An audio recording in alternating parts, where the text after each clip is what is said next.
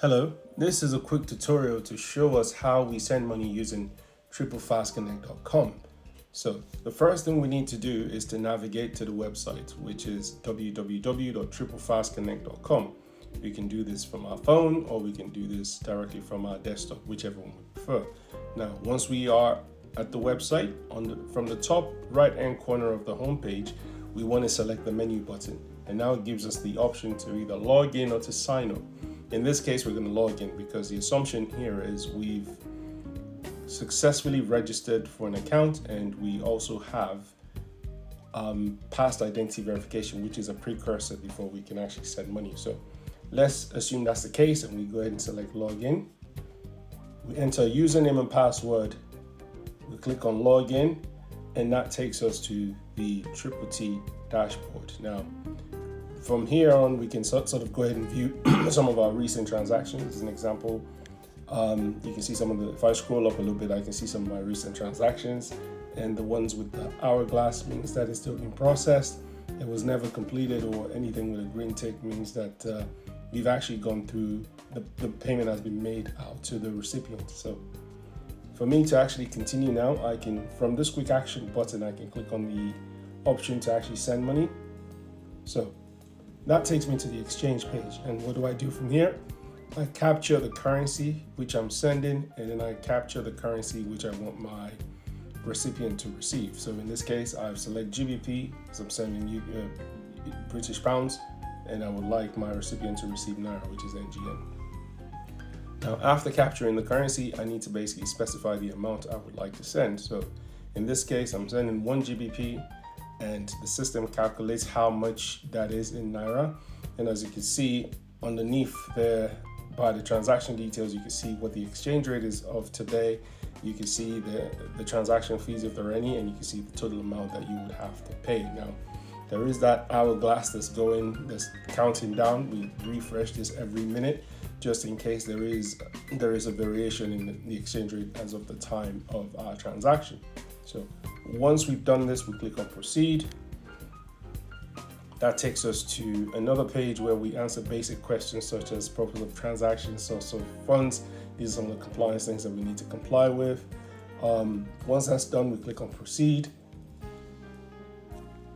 And from here on out, we get to select who the recipient is. So we can either scroll up here and select one of our existing recipients, or we can create a new one. So for the sake of this demonstration, I will be creating a new recipient. So if I select the new recipient button, I get a pop-up where I get to capture information about my recipients, their name, email address, and phone number. I believe the email address is optional. So once that's done, I click on proceed, and then I capture some more information about the relationship to the recipients. It could be a business associate, it could be a family member, it could even be yourself. Sometimes you want to send money to another country where you have an account. You capture the bank information and you capture the account number. So this allows you to create a recipient. So once this is done, it basically just takes you back to the page. As you can see, the message at the top there says recipients created successfully, now proceed with transaction. So underneath that, the final box at the bottom there is the payment method. So how do you want to pay? Because this £1 has to be collected from you one way, shape, or another. So for the sake of customers based in the UK, we've integrated with a company called Yapily. So that allows us to use open banking to collect information directly from your bank account. So this is what's going to happen when you select that button. So you can read the information about what Yapily will do. So once you click on proceed, Yapily gives you a list of UK banks that you can use to transfer money to us. So as an example, you can use Monzo, Revolut, your HSBC, and pretty much all the UK banks, right? So I think there are multiple banks there.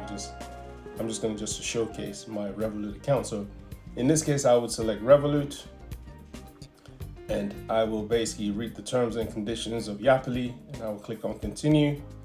And basically what happens is my Revolut app would come up on my screen, and the amount that I would be sending, which is £1, will be pre-authorized and is sent to the merchant there, which is FastConnect.com. And I get to authorize this transaction. And once the transaction is authorized, I'm redirected back onto my dashboard, and I can sort of view that transaction. As you can see, that transaction was done at 10:54, and the payment was also confirmed at 10:54, and transaction is waiting to be completed. So at this stage, we're waiting for the broker to pay the recipient. So Triple T would now pay your recipient in the receiving country. So then if you click on details, you can see details of the transaction, which you've already seen anyways.